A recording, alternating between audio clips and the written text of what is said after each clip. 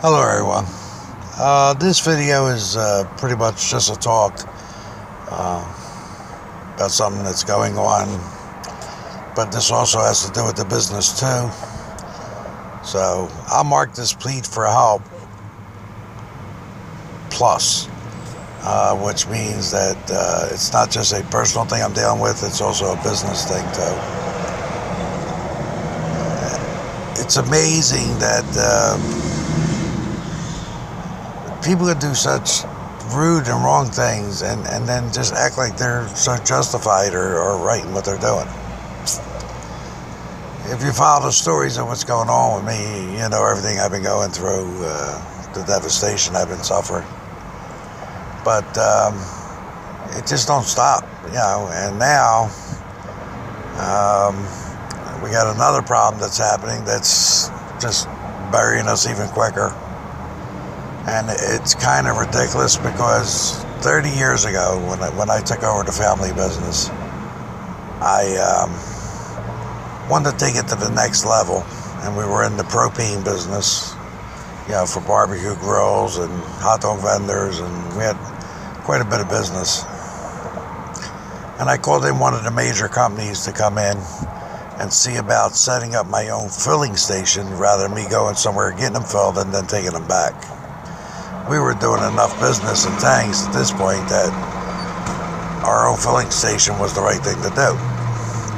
So I brought in one of the big companies, and they said, in order for us to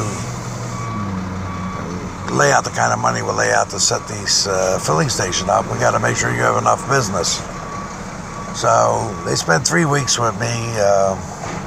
Had to show them all the different customers and where I'm doing my business and how many tanks I'm going through a week and everything. So I pretty much opened my whole operation up to the supervisor from the company they sent down to deal with me. And they were very impressed, the guy I was dealing with. So he was going to go back, sit down with the corporation now and explain everything and see about getting me set up. Like I said, this is about 30 years ago. Well, weeks go by and I hear nothing from the company. And I had took them to the place on Delaware Avenue where I was looking to open the filling station up, and had already talked to the people on the property about renting it. So time's going by, I can't get in touch with this guy, I'm not hearing nothing. And I have him take a ride down Delaware Avenue to just go look at the location. And when I get there, I see this company's there setting up a bulk tank filling station. And I said, how could they be doing that for me if, I didn't even sign the lease yet, So I got in touch with them and asked him what was going on. And he said, he felt really horrible, but corporate overrode him and decided rather than open up a station for me, they decided to open their own filling station, and they did. And they put salesmen on the street, and they went around after every account I had. But they just weren't getting anybody from me. They went around with cheaper prices and everything, but still, with my father, my grandma, my uncles, all dealing with these people for many years. We had a great reputation, and due to loyalty, they stayed with me. So for 2 years, I battled that company, and they cost me a lot of grief and money, because I had to keep lowering my prices because they kept lowering theirs, and so they created a major headache for me. But eventually, I wound up getting another company to set me up.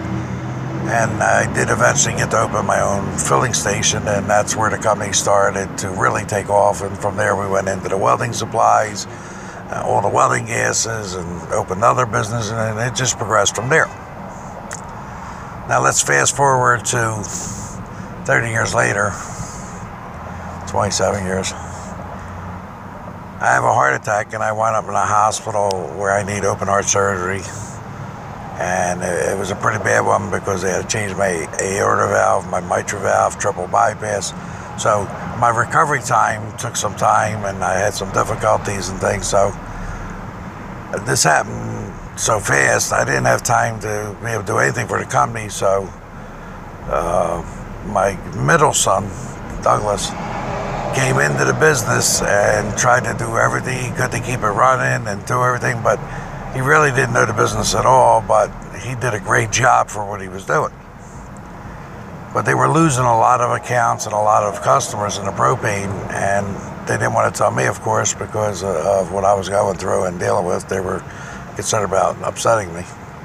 But eventually, I heard there was problems with the company, and I said, okay, regardless of what I feel, I got to get back down there. And I went back down and tried to understand why are we losing so many customers. And then I realized we're paying $1.10 more per gallon than we should be paying. And a barbecue tank holds five gallons. So if you're $1.10 more a gallon, you're talking $5.50 more in expense just for that. So yeah, everybody out there was way cheaper than us because we were paying way over the rate that we should have been paying. And for all the years our family had the business, we had a set deal with this company, a certain amount of money over the refinery Marcus Hook price. And that's the way we did it forever. But the company I was dealing with got bought up by a major company, and that major company started being our supplier. Now the crazy part is the company that bought the company I dealt with and started becoming our supplier is the same very company 30 years ago tried to run me out of business by stealing everything from me after I showed them and opened up everything to them. So I came back down, I sat with my son, went over things, and I realized, and I told him, I said, the reason you're getting killed here is look what you're paying for the gas compared to what everybody else is selling it for. So I start checking, and I find out I could be getting this gas right now from another supplier at $1.10 cheaper without even negotiating with them. Then I find out it's the company that screwed me over 30 years ago. I could not believe they literally were back in my life and back in my business. I mean, they stuck a knife in my back that I was never able to pull out. And when that happened back then, I said to them, if there's ever poetic justice, someday maybe I'll be able to return the favor to you. So when I found out it was them dealing with us and that they were way overcharging us, I got the guy I was dealing with back then now was a real big shot with the company, and I got them to come down, and I told them, you guys know what you did 30 years ago. This is totally ridiculous. If the company got bought out that I was dealing with, I would have never went with yous. I would have went with somebody else right off the go just because of what you'd done to me. But not to cut my nose off to spite my face, I told them I was willing to put that behind us and continue dealing with them, but they needed to do two things. One, drop the price by $1.10 because that's what I can go get it from other companies without even negotiating with them. Second thing was, I wanted them to give me the deal that I was supposed to have when they bought the company that I was dealing with.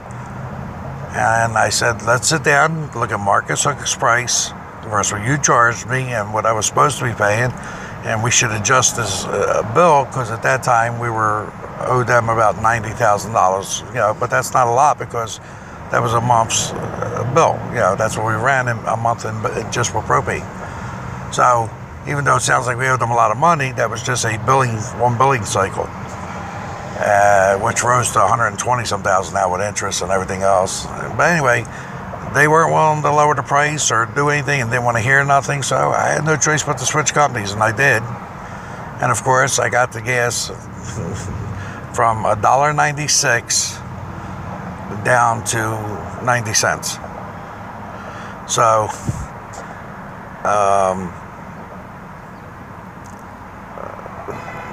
when I called to tell them that I had switched companies, that they need to pick their equipment up, they got upset. And I said, I can't believe you are upset. If anybody should be upset, it should be me. People have screwed me over so many times, it's ridiculous. But, so now they're suing me. The bill went from 90 to like 120 or 125 with legal fees, interest, and penalties. And I don't have the money to get a lawyer to fight them.